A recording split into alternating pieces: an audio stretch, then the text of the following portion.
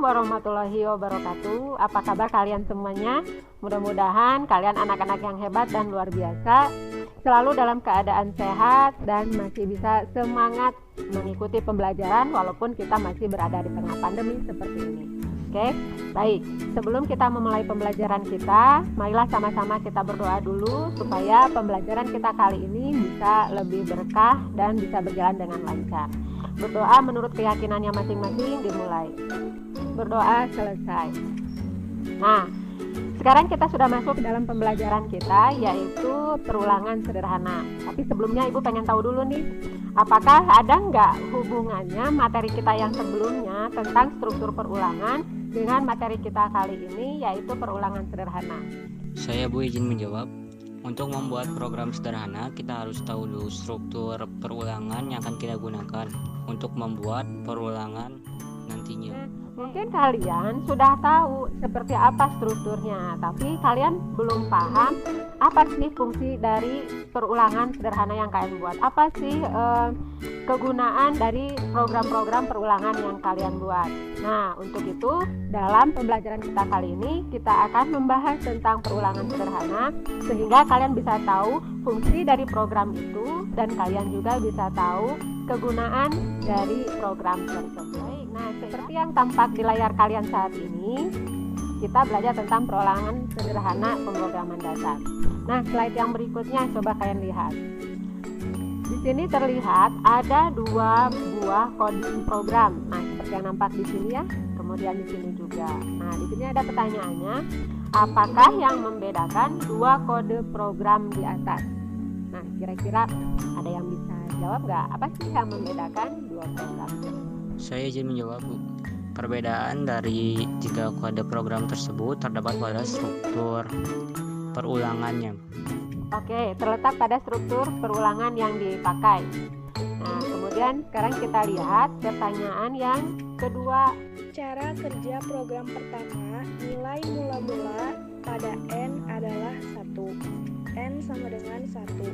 Kemudian batas dari pengulangan adalah 11. N kurang dari sama dengan 100. Jadi setelah melebihi 10, looping akan berhenti.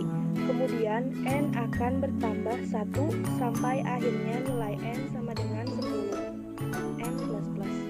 Oke, luar biasa sekali, cantik ya. Jawabannya sangat tepat sekali, yaitu dari cara kerja kedua program tersebut. Oke, untuk yang berikutnya sekarang kita lihat. Tadi sudah dijawab ya oleh teman kalian dan jawabannya sangat luar biasa sekali. Nah, silakan untuk yang sekarang ada lagi nggak yang bisa melengkapi jawaban yang tadi yang berdasarkan soal nomor 2? Saya Bu, saya izin melengkapi penjelasan yang barusan disampaikan oleh Gita terkait pertanyaan nomor 2. Cara kerja program kedua adalah kata C++ akan dicetak sampai counter mencapai nilai sama dengan 15 atau lebih. Counter akan bertambah 1 setiap kali dijalankan. Nah, sekarang coba kalian perhatikan untuk soal yang nomor 3. Nah, seperti apa soalnya? Hasil eksekusi dari kedua kode program ini. Nah, menurut kalian seperti apa nih hasil eksekusinya atau output dari kedua program ini? Ada yang tahu? Randy akan menjawab, Bu. Oke, silakan. Pada program yang pertama akan menampilkan deret bilangan 1 sampai 10. Sedangkan output dari program kedua adalah menampilkan kata C++ sebanyak 15 kali. Oke, nah sekarang coba kalian lihat ke slide yang berikut. Nah, di sini ada sebuah kasus perulangan sederhana. Amir menabung sebesar 5 juta dan setiap tahun mendapatkan bunga majemuk sebesar 7%. Nah, kira-kira menurut kalian kalau kasus ini kita akan buatkan programnya, seperti apakah alur dari program ini? Kasus tersebut bisa kita selesaikan menggunakan struktur for. Variabel yang kita butuhkan adalah nilai pokok, tahun, dan bunga. Oke, kita menjawab, kita bisa membuat kasus ini menggunakan struktur for. Kemudian variabel yang dibutuhkan itu adalah pokok, kemudian ada tahun dan juga ada bunga.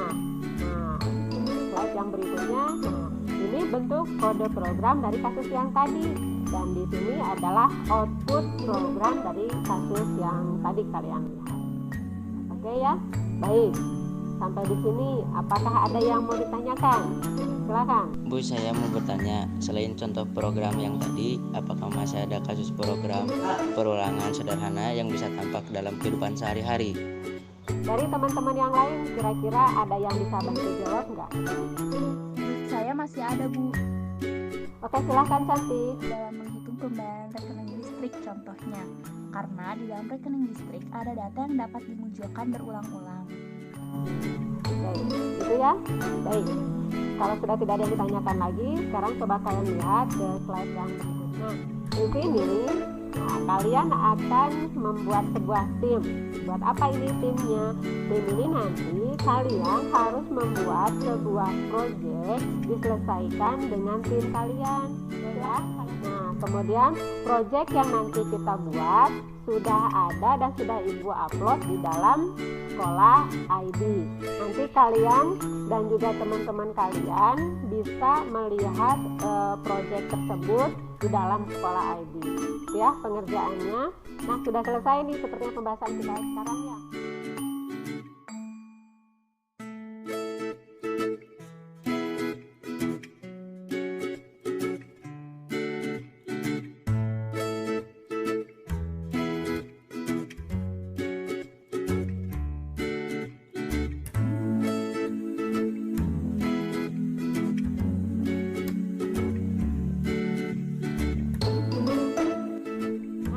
Ibu yang hebat dan luar biasa, sudah selesai ya pengerjaan proyeknya di lembar kerja secara asinkron. Nah, sekarang Ibu ingin tahu setiap kelompok memaparkan pengerjaannya, seperti kesulitan apa yang dialami, apa saja yang jadi kendala, dan seperti apa kalian mengatasi semua itu. Saya dari kelompok pemrograman mencoba menyampaikan refleksi kelompok kami.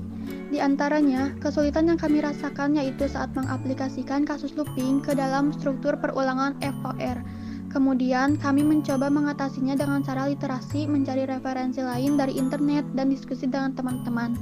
Perasaan kami sangat senang ketika kami berhasil mengerjakan program looping dengan FOR tadi. Oke, baik. Terima kasih Anggira. Yang tadi itu adalah paparan dari kelompok pemrograman yang diwakili oleh Anggira. Oke, paparannya luar biasa ya. Terima kasih ya Cantik. Ibu ingin tahu nih, sebelum kita mengakhiri pembelajaran kita, Ibu ingin tahu dulu apa sih yang kalian pelajari dalam kegiatan yang sekarang. Kemudian Ibu ingin tahu apa yang kalian sukai dari kegiatan pembelajaran kita ini. Kemudian Ibu ingin tahu juga seperti apa kelebihan dan kekurangan dari kegiatan pembelajaran kita kali ini. Silakan, apakah ada yang ingin merefleksikannya? Ya. Saya Bu, izin menjawab. Oke, silakan Arif. Saya mempelajari tentang bagaimana membuat program perulangan sederhana. Yang paling saya sukai dalam pelajaran ini yaitu saat membuat aplikasi berdasarkan contoh kasus yang diberikan karena ada tantangan tersendiri di dalamnya. Yang saya belum pahami dalam materi ini adalah bagaimana menggunakan struktur while untuk membuat program. Dan kelebihan dari kegiatan kali ini adalah banyak diskusi dan tanya jawab terkait materi yang dilakukan oleh siswa.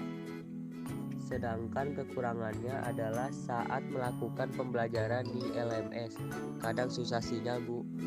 Oke, terima kasih untuk refleksi kalian semua. Terima kasih untuk semua paparan dari tim dan kelompok kalian. Kita sudah sampai nih di penghujung pembelajaran kita. Nah, untuk pembelajaran minggu depan, tolong kalian pelajari tentang perulangan bersarang atau nested loop. Silahkan kalian cari tahu materi tentang nested loop sebanyak-banyaknya, karena itu akan jadi materi kita minggu depan. Gitu ya, cantik, cakep. Sekali lagi, Ibu akan tutup pembelajaran kita sekarang.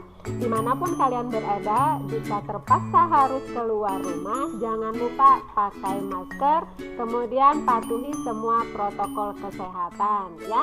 Jaga jarak, jangan lupa. Oke, gitu ya, cantik, cakep. Sampai ketemu lagi dalam pembelajaran berikutnya. Selalu sehat dan tetap semangat. Bye-bye. Wassalamualaikum warahmatullahi wabarakatuh. Dadah.